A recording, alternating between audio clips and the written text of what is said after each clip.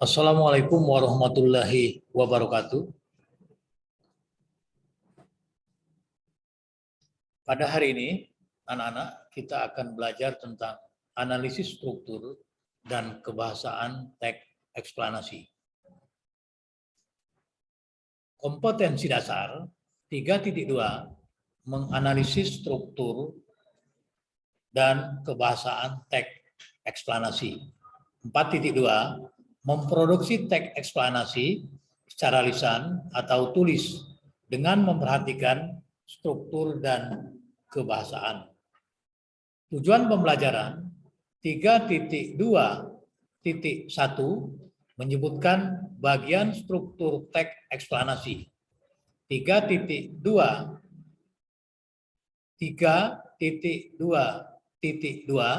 menjelaskan bagian struktur teks eksplanasi.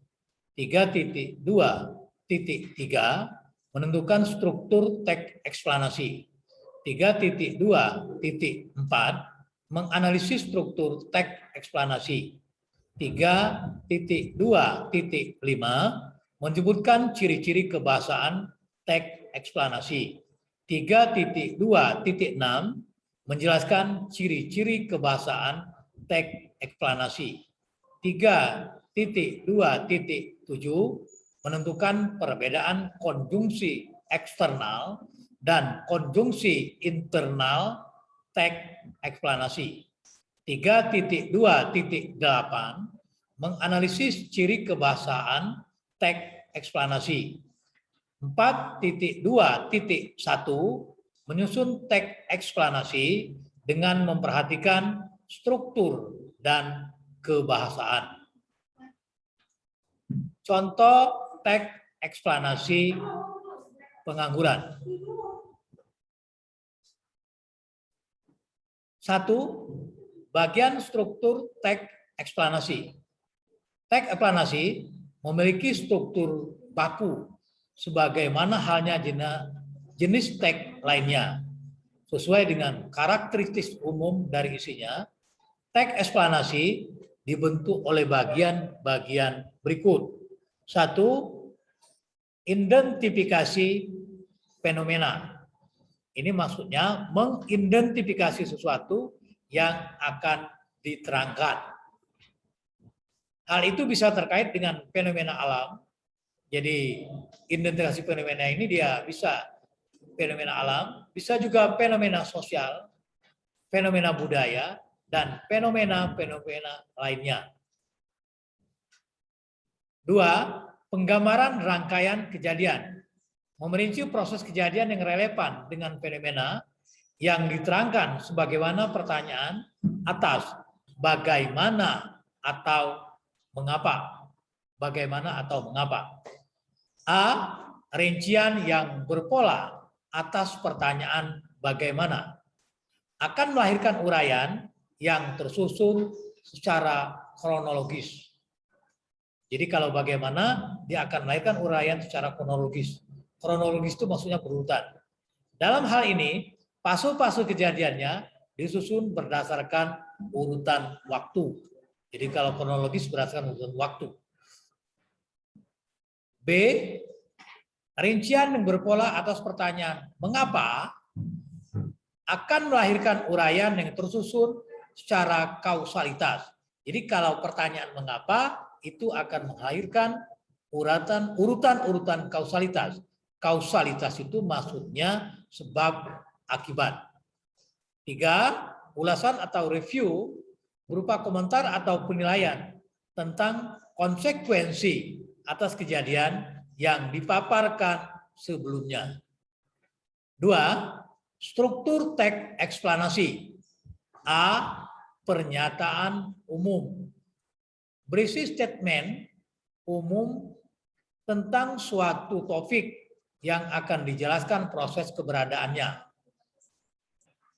Proses terjadi terbentuknya. Dan bersifat ringkas, menarik, dan jelas. Yang mampu membangkitkan minat pembaca untuk membaca detailnya. B. Urutan penjelas. Berisi tentang detail penjelasan proses keberadaan proses terjadinya. Dan ini sangat relatif untuk menjawab pertanyaan how. Yang jawabannya berupa statement atau deklarasi. C. Kesimpulan. Berisi kesimpulan atau statement tentang topik atau proses yang dijelaskan. 3. Menentukan struktur teks eksplanasi. Pernyataan umum, misalnya jumlah air di dalam selalu tetap dan mengikuti siklus hidrologi. Siklus hidrologi adalah peredaran air yang berlangsung dari atmosfer ke bumi dan kembali ke atmosfer melalui proses evaporasi, kondensasi, dan presipitasi. Deretan penjelas, akibat matahari, air di permukaan bumi berubah wujud menjadi gas, uap dalam proses evaporasi. Evaporasi bisa terjadi melalui air, sungai, dan sebagainya. Kesimpulan dari teks eksplanasi ya, ketika sampai ke bumi, air hujan mengalir dan bergerak ke daerah yang tinggi, ke daerah yang rendah. Aliran ini disebut aliran permukaan tanah karena bergerak di atas muka tanah. Aliran ini akan masuk daerah tangkapan, yaitu daerah aliran menuju ke sistem jaringan sungai, sistem danau atau waduk. Dalam sistem sungai, aliran ini mengalir mulai dari sistem sungai kecil ke sistem sungai yang besar, dan akhirnya menuju mulut sungai yang tempat bertemunya sungai dengan laut. 4. Unsur kebahasaan teks eksplanasi. 1. Kata serapan. Unsur serapan dalam bahasa Indonesia dibagi menjadi 2 kelompok sebagai berikut. Unsur asing yang belum sepenuhnya terserap ke dalam bahasa Indonesia, seperti titik beku. Kata titik beku merupakan arti kata phrasing point. Kata phrasing point merupakan kata bahasa Inggris. Unsur ini dipakai dalam konteks bahasa Indonesia. 2. Konjungsi. Konjungsi atau kata hubung ya. Ada 2 konjungsi, yaitu konjungsi eksternal dan konjungsi internal. Konjungsi eksternal menghubungkan 2 peristiwa, ya, 2 peristiwa. Contoh, banjir di kota Jakarta setelah hujan turun dan tanpa henti. Kecelakaan lalu lintas sering terjadi karena penggunaan jalan tidak tertib lalu lintas. Itu konjungsi eksternal, jadi menghubungkan 2 peristiwa. B. Konjungsi internal. Konjungsi internal merupakan konjungsi yang menghubungkan argumen atau ide yang terdapat di antara 2 klausa simpleks atau 2 kelompok klausa. Konjungsi internal juga dapat dibagi ke dalam 4 kategori makna, yaitu penambahan, contoh, selain itu, di samping, lebih lanjut, dan sebagainya. Perbandingan, lalu berikutnya, dan sebab, akibat. Contoh, akibatnya, sebagai akibat, jadi hasilnya. Contoh, pertama, kesuksesan disebabkan oleh daya kreativitas. Contoh selanjutnya, akan tetapi teks eksplanasi sering menggunakan konjungsi eksternal. 3. Hubungan sebab akibat. Hubungan sebab akibat dapat dinyatakan dengan banyak cara, baik dengan konjungsi, kata kerja, maupun kata benda. Contoh, butir-butir air turun ke bumi karena gravitasi. Nah, itu sebab akibat. Lihat ada konjungsi karena. Contoh selanjutnya, butir-butir air turun ke bumi disebabkan oleh gravitasi. Ya, ini dengan kata kerja. Ya, disebabkan itu juga konjungsi sebab akibat ya. Penyebab butir-butir air turun ke bumi adalah gravitasi. ini dengan kata benda. Kata kerja material dan kata kerja relasional. Kata kerja material adalah kata kerja yang digunakan menunjukkan perbuatan fisik.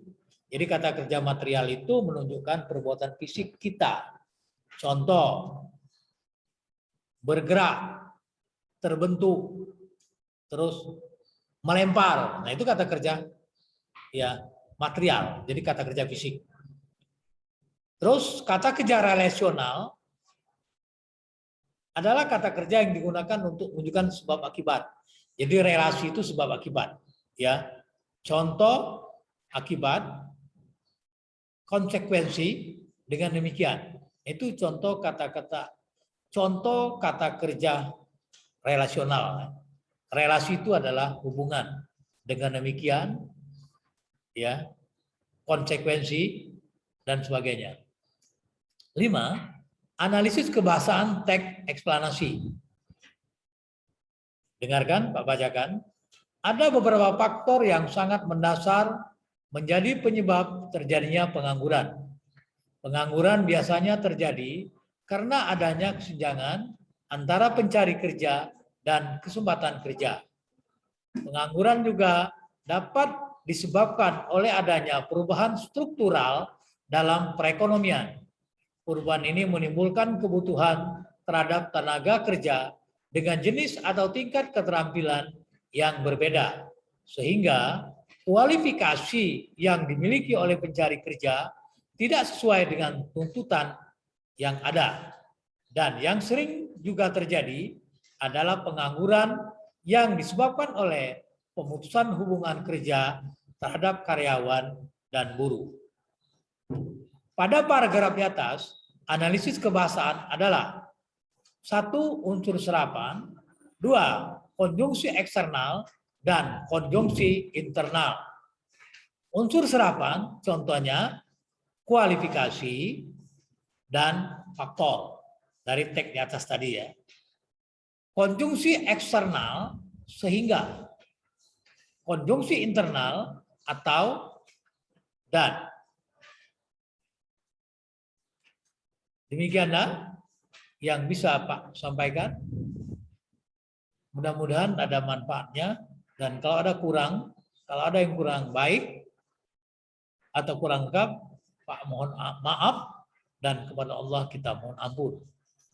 Pak akhiri, wassalamualaikum warahmatullahi wabarakatuh. Terima kasih.